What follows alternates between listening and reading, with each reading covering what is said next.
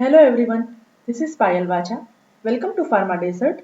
In this video, we will discuss about aerosol part 4. Evaluation test of aerosol. That is a last portion of aerosol. Okay. First one, flammability and combustibility.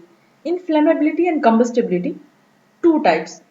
That is a flash point detection and flame projection detection.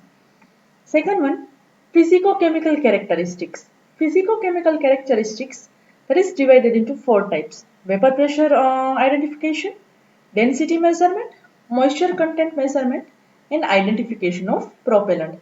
So all are the evaluation parameters of aerosol. Remaining one like performance identification with the help of aerosol valve discharge rate. Second one by performing a spray pattern. Next one by performing a dosage with a metered valve, net content identification, foam stability, particle size determination, and last one that is a biological testing that is conducted by therapeutic activity as well as by performing toxicity studies. So that is about evaluation parameters or test of aerosol. So first one, inflammability and combustibility. For flammability and combustibility, first method that is a flash point identification method. So in flash point determination, this type of that is one type of figure, right? So this type of instrument or apparatus that is useful for flash point identification. And what is the flash point identification? So this take open cup apparatus product that is chilled to minus 25 degree centigrade Fahrenheit and that is chilled to minus 25 degree centigrade Fahrenheit and that is the test liquid temperature that is allowed to increase slowly and temperature at which vapor ignite is called as flash point. So, what is the exact meaning of flash point of inflammability and combustibility? First method that is a flash point method, and this apparatus that is useful for a determination of flash point. So, apparatus that are known as stag open cup apparatus that are called as stag open cup apparatus. In this apparatus, product that is chilled at minus 25 degrees centigrade temperature and after chilled if a product that is completely chilled, taste liquid temperature that is allowed to increase slowly and if product that is chilled at minus 25 degree Fahrenheit and after chilling taste liquid temperature that is slowly increased and a temperature at which vapor that is ignite. So if vapor that is ignite at particular temperature that are known as flash point. Next one, what about flame projection? So in flame projection, product that is sprayed for 4-second time period into a flame. In flame that is extended, exact length that is measured with a ruler. So in flame projection, product that is sprayed properly and that is sprayed for a 4-second time period into a flame and flame that is extended and exact length that is measured with a ruler. So in flame projection, product that is sprayed properly for a 4-second time period into a flame. So product that is spray for 4 seconds into a flame. You have to shown in you have to see in this figure exactly. So product that is spray for 4-second time period where flame that is uh, where a flame that is applied and flame that is extended. So exact length of flame that is measured with the help of ruler that are known as flame projection. So first of all product that is spray into a flame for 4 seconds time period and this after product that is spray into the flame that is extended for some time and exact length that is measured with the help of ruler. So how much amount of flame that is extended, so that is measured with the help of ruler and that are known as flame projection. Next one, physicochemical characteristic. In the physicochemical characteristic, how it is measured. So various properties in physicochemical characteristic. First property, that is vapor pressure. So vapor pressure, that is determined with the help of pressure gauge method, and that can puncturing a device. While density measurement, that is with the help of hydrometer and pycnometer. Moisture identification with the help of Karl-Fischer method and gas chromatography, and identification of propellant with the help of gas chromatography and infrared spectroscopy. So, physicochemical characteristic of methods. So, first property, vapor pressure identification. So, vapor pressure measurement that is done with the help of pressure gauge, and that can puncturing the device. While density measurement with the help of hydrometer, otherwise pycnometer. While a moisture content identification or determination with the help of Karl-Fischer method as well as gas chromatography. And last one, propellant identification, that is done with the help of gas chromatography and infrared spectroscopy.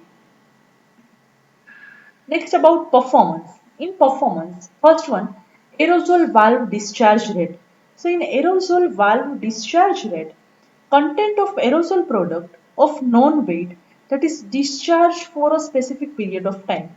So content of aerosol product of particular known weight, that is discharged for a specific time period, and after that by reweighing the container after some time limit, the change in weight per time dispense, which gives the discharge rate, that is around gram per second. So what about valve discharge rate? First one, uh, content of aerosol product of known weight, that is discharged for a specific time period, and by reweigh the container after the time limit, change in weight per time, that is dispense, and which gives the discharge rate in gram per second. Next one, what about spray pattern?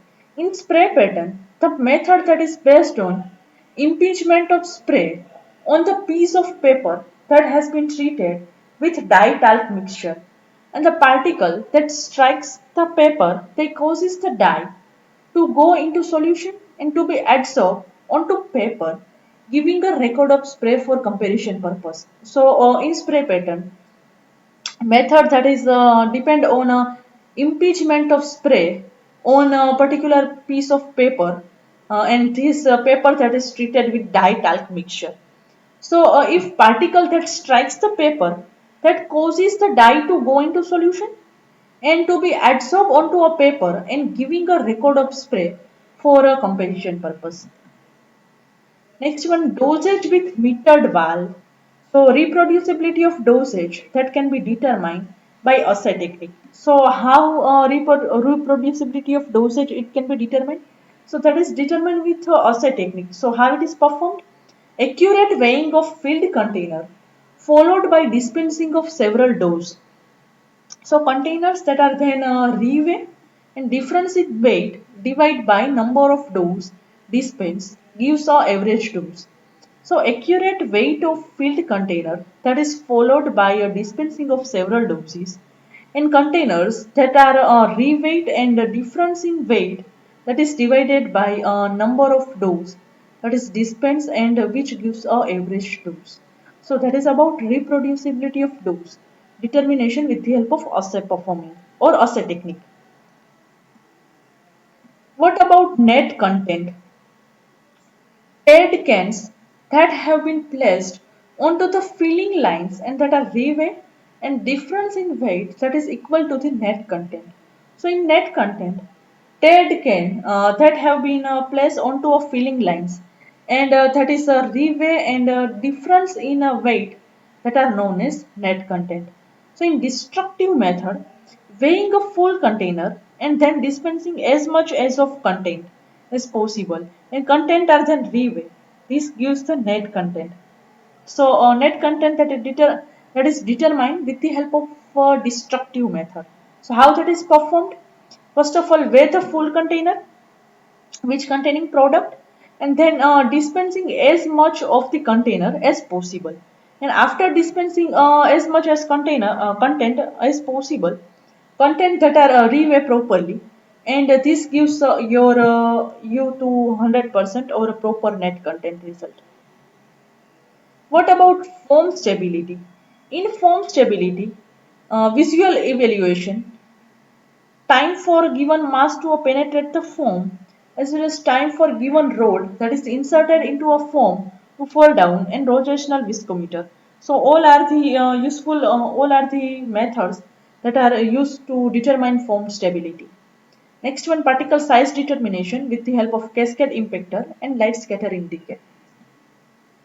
What about cascade impactor? Cascade impactor, principle of cascade impactor.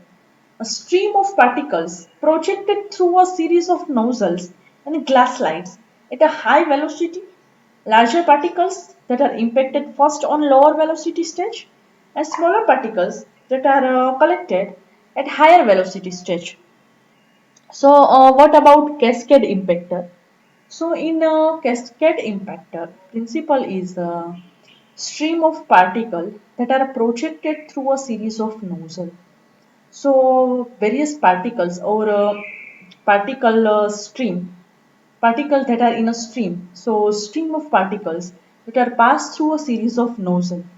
So glass slide and glass slides at a high velocity. So larger particles that are easily impacted on a lower velocity stage, and smaller particles that are collected at a higher velocity stage. So and second step, that is our second method, that is a light scattering decay. In light scattering decay principle, that is as aerosol that is settles under turbulent conditions, the change in light intensity of Tyndall beam is measured. So aerosol that is settle under a turbulent condition. So if turbulent condition that is occur, aerosol that is settle down, and change in light intensity of any Tyndall beam, it is measured with the help of light scattering decay. So that is all about evaluation of aerosols, and we have already completed aerosol. So if any query or doubts regarding aerosol, please write your questions in comment box. Thank you.